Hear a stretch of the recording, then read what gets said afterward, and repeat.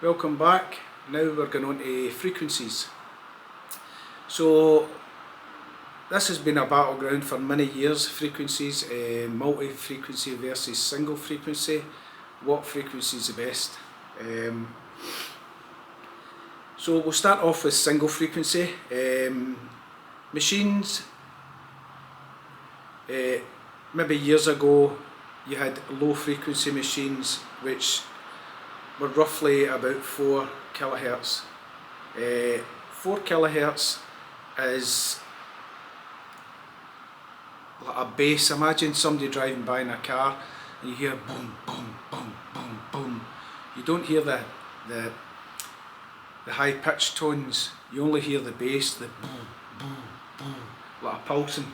So if you imagine that pulsing boom, boom, boom into the ground, it's pushing right through the ground, but it's not sensitive. And by that I mean is trying to get a wee cut half hammered coin, see it? So the low frequency more than likely would blast right through that because the receive coil isn't sensitive enough to get it. That's why people, when they're looking for bigger stuff, buckles, Bronze Age axe heads, hordes, will use a low frequency because it gets them deeper on bigger stuff. So if you've got a machine that you can use 4 or 5 kilohertz and you're looking for you've maybe found a horde that access, I would be using that frequency to try and find it, find more, because it's going to see bigger stuff deeper. Alright, so that's a good shout.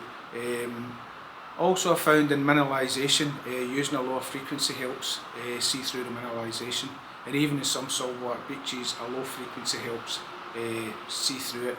Might not be as sensitive for gold rings, but you will find coins. So frequencies vary between 4 single frequencies. It used to be up to 17 kilohertz, 18 kilohertz, which was your XP Gold Max frequency, the DS type thing. But over the years, frequencies started creeping up. Higher frequencies like 25, 30, 50, 80, all these frequencies. Personally, I would never use anything above 20. In my experience,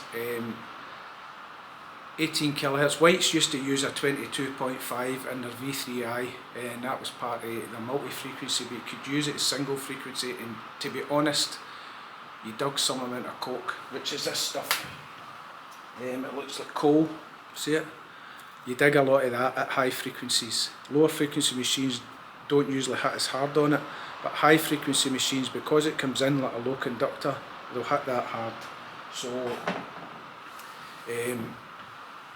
I rarely used a frequency that high.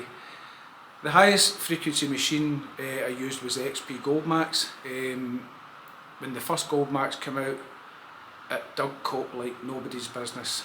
Brilliant machine, rapid recovery, top machine. But in Scotland, you would dig, maybe if you were out for a day, you'd maybe dig 50 targets that were coke. So that's 50 targets you did not need to dig. And if you were on a nice pasture field, that's 50 holes in that lovely grass field you didn't need to make. So when they brought out the Gold Max Power, they brought out an auto switch which cut out the coke, which transformed the machine into something else, an excellent machine. So you very rarely dug coke with it, but you still got all your cut halves. Maybe we lost cut quarters, but we never got them up here. So we get plenty of cut halves with it. So it was still sensitive, still deep, still fast recovery, and it really found the stuff. So that's the highest frequency machine that I used for general metal detecting.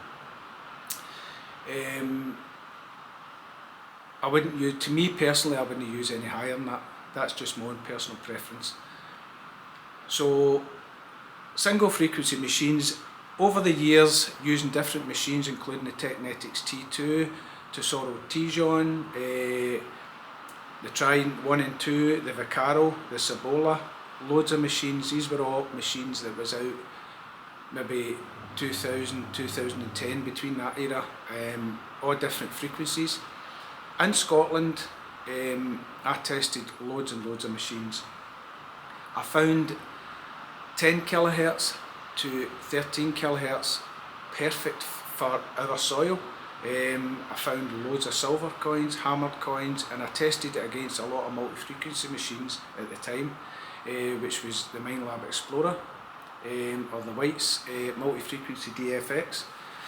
So it was dual frequency, but it was still multi-frequency, and they really done well. They were deep. The Vicaro was really deep, and that was, I'm sure that was 12 kilohertz, 13 kilohertz, the first Vicaro that came out. Excellent. Technetics T2 was the first to use them in Britain, and absolutely found the silver, loved the silver. 10, 13 kilohertz, that range. Going back, this, the 90s, 80s, 90s, you had the White's machines, the Spectrums, which are 7.5 kilohertz. They found absolutely loads of silver. You found hammered with them, yes, you found hammered, but over the years, the amount of smaller hammered and hammered that's getting uncovered with machines of higher frequency really shows you that frequencies do work. But as I say, I'm happy using 10, 13 kilohertz if I use single frequency. That's what I use. General detecting, I think most machines are going to go multi-frequency over the next year or two, so from the beginner right up it's going to be multi-frequency. That's the way it's going.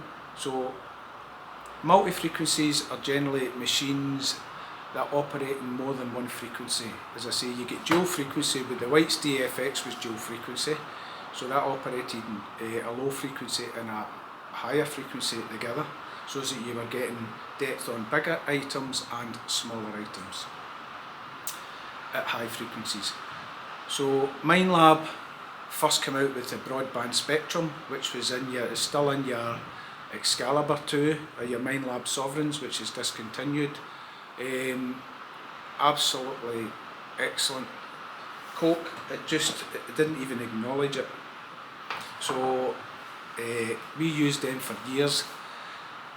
They were slow recovery, slow in amongst iron, so you had to go really slow with the machines. They were usually heavy and bulky, but excellent machines on the beach, phenomenal on the beach, and they're still revered on the beach to this day. So that's a Minelab Sovereign and Excalibur 2, which is still out. Then came along full band spectrum, which was the Minelab Explorers. I'll give you an example. We found a hoard of coins, my friends Sammy, Jimmy and myself, and it was on a pasture field, and it was in a very small area. So we had 15-inch coils on the Minelab Sovereigns, and we searched that place for weeks till we wore out the grass. There was virtually no signals whatsoever, no signals. So Jimmy had bought a Minelab Explorer, but he didn't know how to operate it. So what we done was, I contacted a guy that was on the original Minelab group, and he gave me settings to put in it. So we put these settings in it, and he says you're listening for a low tone. So I asked Jimmy to bring his machine, and we set it up with these settings, and I turned it on, and at that time, to us, this machine looked like something out of Star Trek. It was white, it had a digital screen, it made crazy noises, and honestly it was mind-boggling, this thing, when it came out. It really did change the game. Sorry, I've got a wee bit of cold.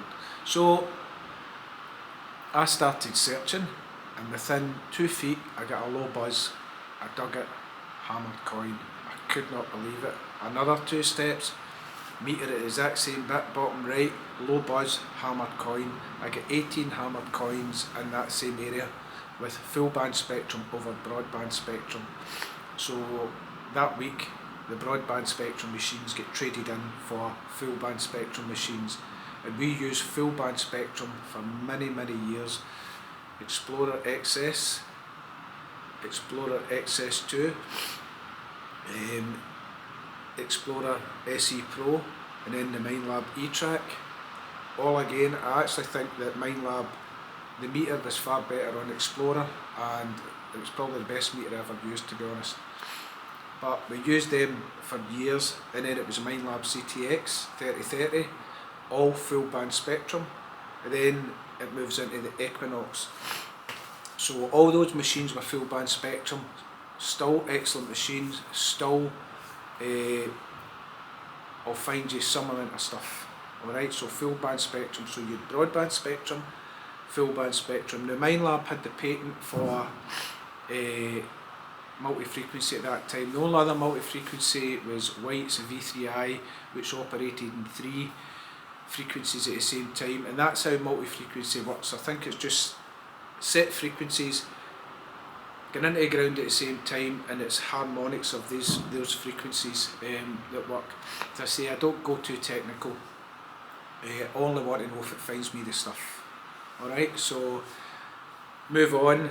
Next you've got the Minelab Equinox. It's multi-IQ, so they brought that out. That's the next phase going on from full band spectrum. Personally, I really liked the full band spectrum, but I understand the recovery speed was slow, and to get the recovery speed up, they had to rejig the multi-frequency. So they've got multi-IQ, which is Equinox, all your Equinox range, Manticore, all that range is multi-IQ, and that's what we're using today. I use the Manticore multi-IQ. Good deep machine, finds the stuff.